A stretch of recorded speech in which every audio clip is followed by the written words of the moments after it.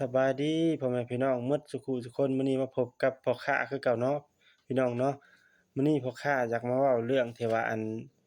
ทางพี่น้องเนาะที่ว่าเป็นเพื่อนของบ่าวไซคัมชาแนลเนาะหรือว่าบ่เป็นเพื่อนก็ตามหั้นนะพี่น้อง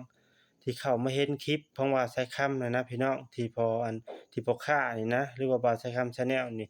ได้ลงคลิปไปเนาะทั้งคลิปเรียวแล้วก็ทั้งโพสต์เฟซบุ๊กเนาะหรือว่าทาง TikTok แล้วก็สิ่งสำคัญคือ Story เด้อลูกค้าเด้อลูกค้าผู้ใดที่ว่าพี่น้องผู้ใดที่ว่าเลื่อนเข้ามาเบิ่ง Story เนาะของพ่อค้านี่